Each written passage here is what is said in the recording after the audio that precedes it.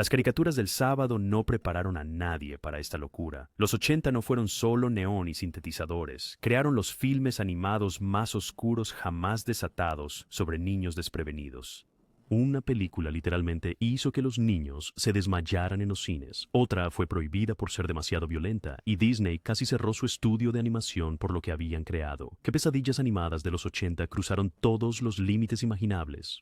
Número 12. El secreto de NIMH de 1982. Don Bluth abandonó Disney, llevándose consigo a 13 animadores, e inmediatamente creó una película que dejó a Disney completamente en vergüenza. Su debut no fue una dulce y tierna aventura de animales, sino un intenso thriller psicológico acerca de experimentos de laboratorio, con sangre, violencia y la muerte de sus personajes. Cuando Bluth se lo propuso a Disney, lo rechazaron por considerarlo demasiado oscuro. Luego, al verlo realizarlo de todos modos, y en un ataque de pánico, lanzaron El Caldero Mágico 3 años después. La búsqueda de la señora Brisby para salvar a su hijo enfermo la lleva a un mundo de ratas genéticamente mejoradas, secuencias de combate brutales y temas sobre ética científica que la mayoría de los adultos no podrían manejar. La escena del gran búho, por sí sola, traumatizó a incontables niños. Un depredador que casualmente menciona que come ratones mientras ayuda a uno, salpicaduras de sangre en la pantalla durante las escenas de lucha. Los personajes mueren de verdad, violentamente. Los críticos lo calificaron de increíblemente aterrador para una película she. Rotten Tomatoes la incluyó más tarde entre las 10 películas animadas infantiles más aterradoras jamás hechas, pero lo más sorprendente es que era preciosa, con 7 millones de presupuesto, hecha en el garaje de Bluth, y lucía mejor que El Caldero Negro de Disney, de 40 millones. La animación era tan impresionante que los estudios no pudieron ignorarla. Cuando fracasó en taquilla, recaudando solo $13.6 millones, Hollywood culpó a su tono oscuro, pero su estatus de culto creció gracias a los alquileres de VHS. Los niños que lo sobrevivieron se convirtieron en fans de la animación para toda la vida. Bluth demostró que las películas animadas podían abordar temas serios sin subestimar a las audiencias. Disney captó el mensaje y su siguiente década se transformó en el Renacimiento. El número 11, Heavy Metal, de 1981. Esto no era solo clasificación para adultos, era pornografía animada disfrazada de ciencia ficción. Basada en la revista de cómics francesa Metal Hurlant, Heavy Metal superó todos los límites de lo que la animación era capaz de mostrar. Batallas espaciales, violencia gráfica, desnudez integral y sin tapujos, y una banda sonora que definió la cultura del metal de los años 80. 6 historias interconectadas giran todas en torno al Loc-Nar, un orbe verde resplandeciente que corrompe todo lo que toca. Cada segmento se adentra más en territorio maduro. Ten presenta a un adolescente nerd transformado en un bárbaro musculoso en un mundo de mujeres con poca ropa y combate brutal. B-17 muestra a tripulaciones de bombarderos de la Segunda Guerra Mundial luchando contra zombies. Taarna nos ofrece una historia de mujer guerrera empapada en sangre y venganza. La producción fue una locura. Un estudio canadiense trabajó con financiación estadounidense para evitar restricciones de censura. Contrataron a actores de cine para adultos reales para el doblaje en ciertos segmentos. La calidad de la animación variaba mucho entre las historias, pero cuando acertaba era revolucionaria. Gráficos por computadora mezclados con animación tradicional en celuloide de formas que nadie había intentado. La taquilla generó unos $20 millones en todo el mundo, una cifra impresionante para una película animada de clasificación X. Esto dio origen a varios intentos de secuela, a cómics relacionados, e influyó profundamente en toda una generación de animadores. Los desarrolladores de videojuegos lo citan constantemente. El circuito de cine de medianoche lo mantuvo vivo por décadas, pero los padres que lo alquilaron por error, creyendo que era para niños, se indignaron y casi quemaron las tiendas de videos. Esto era animación para metaleros, fumadores y fans del terror, no para familias. Heavy Metal demostró que la animación podía dirigirse exclusivamente a adultos y tener éxito. Número 10. Fuego y Hielo, 1983. Ralph Bakshi se asoció con el artista de fantasía Frank Frazetta para crear la película de espada y brujería más orientada a adultos jamás animada. Esto no era El Señor de los Anillos con una búsqueda y lecciones morales. Esto era fantasía bárbara impulsada por testosterona, cargada de personajes con poca ropa, violencia gráfica y temas que hacían sentir muy incómodos a los padres. El malvado señor del hielo Necron usa glaciares para destruir reinos mientras captura a la princesa Tigra, cuyo vestuario consiste enteramente en bikinis apenas existentes diseñados para exhibir cada curva. El héroe Larn se pasea en un taparrabos que no deja absolutamente nada a la imaginación. La técnica de rotoscopia hacía que cada movimiento fuera hipnóticamente realista, sobre todo en las escenas más sugerentes. Pero la violencia fue la verdadera controversia. Los guerreros son empalados, aplastados y destrozados por monstruos. El personaje del lobo oscuro masacra enemigos con brutal detalle. Zombies de hielo arrasan ejércitos. La sangre fluye libremente. La MPAA le dio una clasificación PG, no se sabe cómo, pero muchos cines se negaron a mostrarla en horario familiar. Bakshi y Frazetta estuvieron completamente involucrados en las sesiones de casting, eligiendo específicamente actores cuyos físicos coincidieran con la famosa y voluptuosa obra de Frazetta. Las sesiones de rotoscopia de acción real eran básicamente sesiones de fotos softcore, camufladas como referencia animada. Los críticos lo tacharon de mero deleite visual, y ese era precisamente el punto. Era el arte de Frazetta cobrando vida, con todos los temas adultos que sus pinturas implicaban. Costó $1.2 millones. Se veía increíble y demostró que la animación podía capturar los aspectos más maduros de la literatura fantástica. Conan el Bárbaro había hecho que la espada y la brujería fueran rentables. Fuego y Hielo la convirtió en animación. Número 9, Wizards, 1977, reestrenada en los 80. La fantasía postapocalíptica de Bakshi introdujo temas de guerra nuclear en un mundo de mutantes, magia y ametralladoras. Ambientada después de que la civilización se destruyera a sí misma, la historia sigue a dos hermanos magos gemelos, el bondadoso Avatar contra el malvado Black Wolf, que luchan por el control de un páramo radioactivo habitado por monstruos, demonios e iconografía nazi. La controversia no se limitaba solo a la violencia, aunque los personajes son abatidos a tiros, apuñalados y hechos pedazos con regularidad. Bakshi mezcló metraje real de la Segunda Guerra Mundial con su animación, mostrando mítines nazis reales e imágenes de campos de concentración junto a personajes de dibujos animados. Él hacía declaraciones contundentes sobre tecnología versus naturaleza, fascismo versus libertad, pero los padres vieron esvásticas en un dibujo animado. El ejército de Black Wolf está compuesto por criaturas mutantes que empuñan armas automáticas y visten uniformes nazis. El clímax de la película muestra a Avatar disparándole literalmente a su hermano con una pistola, después de pronunciar un discurso lleno de blasfemias. La sangre brota a chorros. Los personajes mueren gritando. Los paisajes apocalípticos muestran cadáveres en descomposición y ciudades en ruinas. La producción costó alrededor de $1.2 millones, pero la técnica de rotoscopia de Bakshi le permitió crear escenas de batallas épicas con un presupuesto muy ajustado. Trazó metraje de acción real de extras vestidos como soldados, añadiendo cabezas de monstruos animados y armas. El efecto era inquietante, muy real para violencia animada, muy estilizado para imagen real. Los críticos estaban divididos entre alabar su ambición y condenar su contenido. El circuito de cine de medianoche la adoptó, proyectándola para universitarios que entendieron el comentario político, pero los cines suburbanos la retiraron después de que los padres se quejaran de las imágenes nazis. Bakshi la concibió como una alegoría antibélica. El público vio fascistas de dibujos animados con armas. Número 8. El último unicornio. La película de 1982. The Rankin Bass Producciones. Parecía una fantasía familiar sobre el último unicornio del mundo buscando a su especie perdida. En su lugar, ofrecieron un horror existencial sobre la mortalidad, la pérdida y la muerte de la maravilla. El amenazante Ray Haggard, interpretado por Christopher Lee, mantiene a los unicornios prisioneros en un mar de desesperación mientras se enfrenta a su propio e inevitable destino. La transformación del unicornio en forma humana es profundamente inquietante, animada como horror corporal en lugar de una metamorfosis mágica. Pierde su inmortalidad, pureza e identidad en escenas que se sienten más como violación psicológica que como recurso argumental. La bruja de Angela Lansbury, Mami Fortuna, atrapa criaturas legendarias en su carnaval, forzándolas a aparecer como animales mundanos para humanos que ya no pueden ver la magia. Temas sobre el envejecimiento, la muerte y el peso aplastante del tiempo impregnan cada escena. El castillo del rey Haggard domina un mar donde los unicornios están aprisionados, transformados en olas que rompen eternamente contra las rocas. El toro rojo, una criatura masiva de fuego y sombra, aterroriza personajes en secuencias que rivalizan con cualquier película de terror.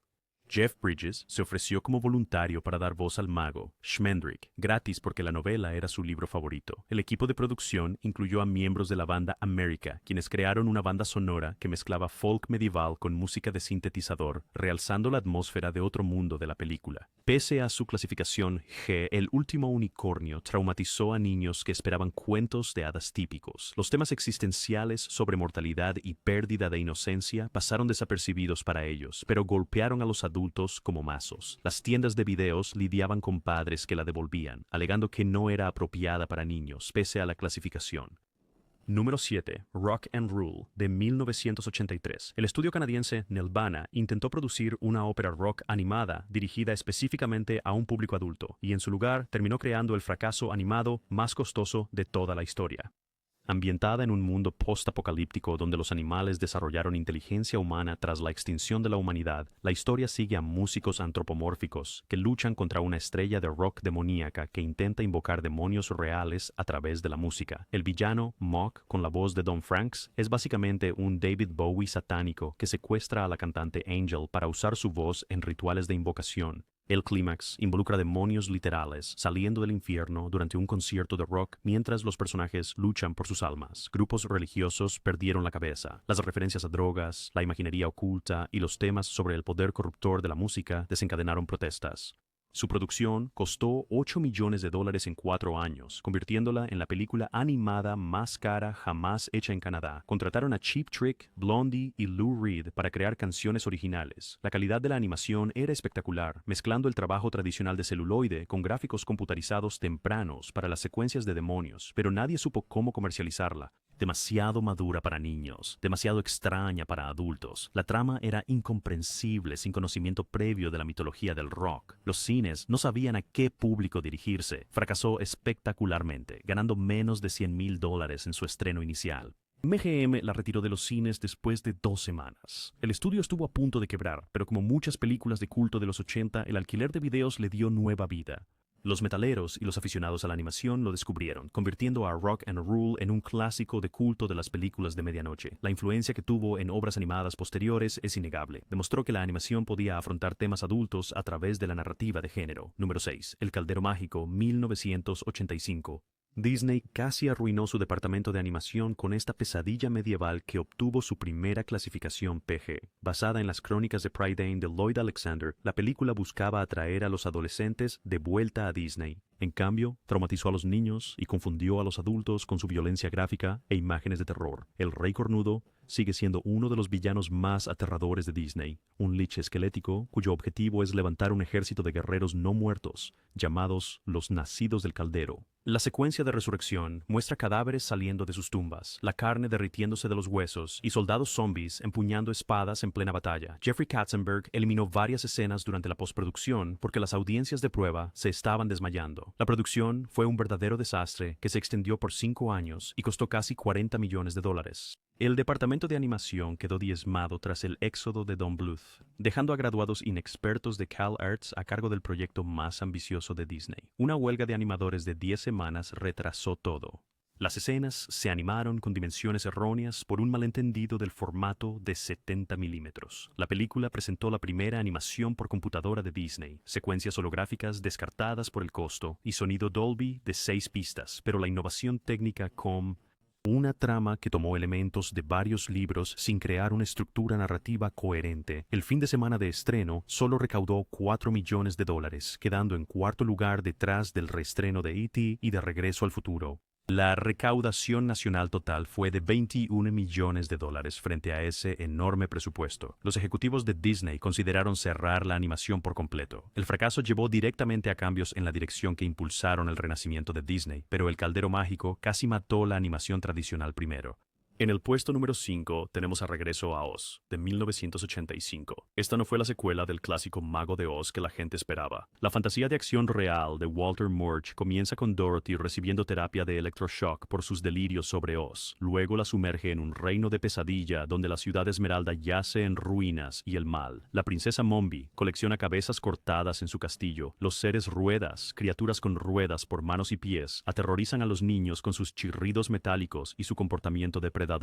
El Salón de las Cabezas de la princesa Mombi, donde docenas de cabezas de mujeres decapitadas gritan al unísono, creó un trauma que duró décadas. Las secuencias de transformación de Roca del Rey Gnomo usaron animación con plastilina que se sentía demasiado real, casi inquietante. Disney entró en un pánico total durante la producción. Despidieron al director Murch a mitad del rodaje hasta que George Lucas y Francis Ford Coppola intervinieron. El estudio gastó $28 millones en una película que sabían que sería perturbadora para el público. El departamento de marketing tuvo serias dificultades para poder explicar por qué esta secuela de Oz no presentaba canciones, colores brillantes, ni personajes familiares. Fairuza Balk tenía apenas 11 años de edad durante la filmación, pero su actuación transmitió un miedo tan genuino que se contagió a la audiencia. Los efectos prácticos, creados sin el uso de CGI, otorgaron a cada criatura y transformación un peso del que carecen las películas modernas. La oscuridad no fue gratuita, sino que reflejó los libros originales de L. Frank Baum con mucha más precisión que el musical de la MGM. Los críticos lo calificaron de espectáculo de terror bajo el estandarte del entretenimiento familiar. Los padres se quejaron de que los niños tenían pesadillas. La taquilla fue desastrosa, pero Retorno a Oz encontró su público a través del video doméstico. Los fans del terror y los entusiastas de la fantasía oscura abrazaron su atmósfera gótica y complejidad psicológica. Número 4. Los perros de la plaga, 1982. Martin Rosen, después de su traumática Watership Down, siguió con algo aún más perturbador. Una película animada sobre animales de laboratorio que escapan a la campiña inglesa, mientras fuerzas militares los persiguen como posibles portadores de la peste. Esto no era entretenimiento familiar disfrazado de temas adultos. Era animación adulta sin tapujos que casualmente mostraba animales antropomórficos. La secuencia de apertura muestra experimentación animal explícita, incluyendo un perro que es casi ahogado repetidamente para probar sus límites de resistencia. Escenas posteriores muestran inanición, hipotermia y canibalismo de supervivencia, mientras los perros que escaparon luchan por sobrevivir en la naturaleza. Personal militar discuten sobre exterminarlos con armas biológicas. Basada en la novela de Richard Adams, la película es implacable con la experimentación animal, la destrucción ambiental y los encubrimientos gubernamentales. Los personajes debaten la ética científica, mientras los perros sufren procedimientos experimentales mostrados con detalle clínico. La violencia no es caricaturesca, son representaciones realistas de lo que los animales de laboratorio padecen. John Hurt y Christopher Lee prestaron sus voces, dando seriedad a material potencialmente explotador. La animación igualó el estilo realista de Watership Down, haciendo que cada momento de sufrimiento se sintiera auténtico. No existía ningún alivio cómico para aligerar el ambiente. A la película nunca se le otorgó una clasificación MPAA hasta el año 2004, cuando finalmente recibió PG-13. La mayoría de los cines se negaron a exhibirla, restringiendo su distribución a salas de arte y recintos especializados. Los padres que asumieron que era entretenimiento infantil debido a los personajes animales exigieron reembolsos. Los críticos elogiaron su examen inquebrantable de temas serios, pero advirtieron a la audiencia sobre su impacto emocional. Número 3. Las aventuras de Mark Twain, 1985. La obra maestra de Claymation de Will Binton sobre el viaje de Mark Twain para encontrarse con el cometa Halley incluyó una de las secuencias más pesadillescas jamás animadas. El segmento del extraño misterioso, basado en el manuscrito inacabado de Twain, muestra una figura de arcilla demoníaca destruyendo civilizaciones en miniatura mientras explica la insignificancia de la existencia humana. El extraño da vida a pequeños seres de barro, los obliga a rendirle culto y luego los destruye con total indiferencia mientras discute que la moralidad es arbitraria y que la existencia no tiene ningún propósito. Él demuestra guerra, plaga y varias formas de sufrimiento antes de concluir que los humanos son meros sueños que se creen reales. Las figuras de arcilla se derriten y reforman de forma inquietante, pareciendo sobrenaturales. Los padres esperaban algo sano. Cobró vida. En cambio, se encontraron con un horror existencial que exploraba los escritos filosóficos más oscuros de Twain. La película oscilaba entre aventuras alegres y momentos de profunda desesperación. Tom Sawyer y Huck Finn presenciaron las demostraciones del extraño sin comprender del todo sus implicaciones. La técnica Claymation de Benton hacía que todo fuera antinaturalmente orgánico. Los rostros de los personajes se transformaban continuamente, generando un efecto de valla inquietante décadas antes de que el concepto siquiera existiera. La producción tardó 3 años y fue pionera en nuevas técnicas de stop motion que influyeron en todas las películas de plastimación posteriores. CBS lo emitió como un especial familiar, sin comprender los temas maduros ocultos en una narrativa aparentemente inocente. Las quejas de los espectadores inundaron la cadena. Los maestros que la mostraron en las aulas se enfrentaron a padres enojados. La película ganó premios por su logro técnico, mientras traumatizaba a audiencias que no estaban preparadas para la visión pesimista de Twain. Número 2. American Pop, 1981. El ambicioso intento de Bakshi de narrar 4 generaciones de la historia de la música estadounidense a través de la animación se convirtió en su película más controvertida. Siguiendo a una familia de inmigrantes rusos desde la década de 1890 hasta el punk rock de los 80, la película retrató la drogadicción, el crimen organizado, el trauma de guerra y la explotación de la industria musical con detalles gráficos. La animación rotoscópica hizo que cada escena se sintiera hiperreal, especialmente secuencias que mostraban adicción a la heroína, sobredosis y síntomas de abstinencia. El personaje de tercera generación, Tony, se convierte en un músico drogadicto cuya adicción destruye a su familia y carrera. Estas no eran representaciones suavizadas, Mostraron la devastación física y psicológica de las adicciones. La violencia impregna cada época. La guerra de trincheras de la Primera Guerra Mundial, los tiroteos de pandillas de la era de la prohibición, el combate de Vietnam y los disturbios del punk rock reciben secuencias extendidas. Los personajes mueren violentamente a lo largo de la historia. La estructura de la película sigue la evolución de la música a través de la tragedia y el triunfo estadounidenses, pero enfatiza el costo humano. Bakshi usó actuaciones musicales reales rotoscopiadas en animación, creando una integración perfecta entre elementos de acción real y dibujos animados.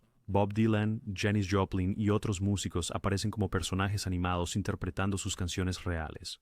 La técnica fue revolucionaria, pero costosa. Warner Brothers la comercializó mal, sin entender cómo vender una epopeya animada con clasificación R sobre la historia de la música. Los críticos estaban divididos entre alabar su ambición y condenar su violencia. Fracasó en cines, pero ganó respeto a través del video casero y proyecciones de reestreno. Documentales musicales aún hacen referencia a su enfoque innovador para visualizar la evolución cultural americana. Número 1. Fritz el Gato, 1972, reestrenada a lo largo de los 80. La primera película animada para adultos se siguió reestrenando a lo largo de la década de 1980, impactando a nuevas audiencias que nunca habían visto animación tan explícita. La adaptación de Ralph Bakshi de R. Las tiras cómicas underground de Crumb presentaban contenido gráfico que hacía que el heavy metal pareciera manso en comparación. Fritz, un gato antropomórfico que asistía a la universidad en los años 60, persigue mujeres, experimenta con drogas y se involucra en la política radical. La película muestra relaciones explícitas, consumo de drogas, brutalidad policial y tensiones raciales sin censura. Cada tema tabú es explorado a través de la animación, lo que hacía que el contenido controvertido se sintiera surrealista pero impactante. El propio Crumb odió tanto la adaptación que mató a Fritz en sus cómics para evitar la realización de futuras películas. Él sintió que Bakshi no entendió el punto satírico y convirtió el comentario social en explotación. La controversia generó una publicidad masiva, ayudando a la película a recaudar $90 millones en todo el mundo a pesar de su clasificación X. La calidad de la animación fue innovadora, mezclando movimientos de personajes realistas con físicas de dibujos animados exageradas. Bakshi demostró que la animación podía abordar temas adultos con seriedad, manteniendo las posibilidades narrativas únicas del medio. Todas las barreras fueron traspasadas intencionadamente. Los cines que la exhibían enfrentaron protestas, boicots y violencia ocasional. Grupos religiosos la condenaron. Los críticos se dividieron entre reconocer su logro artístico y condenar su contenido, pero Fritz el Gato cambió la animación para siempre, demostrando que los dibujos animados no eran solo para niños. Estas películas demostraron que la animación podía abordar cualquier tema, sin importar cuán controvertido o para adultos fuera. Traumatizaron a los niños, conmocionaron a los padres y obligaron a la industria a reconsiderar lo que las películas animadas podían ser. ¿Cuál te marcó para siempre? Deja un comentario y dinos si los estudios de animación debieron seguir empujando límites o ir a lo seguro para la familia. Porque, honestamente, ¿prefieres entretenimiento desinfectado o películas que realmente arriesgan?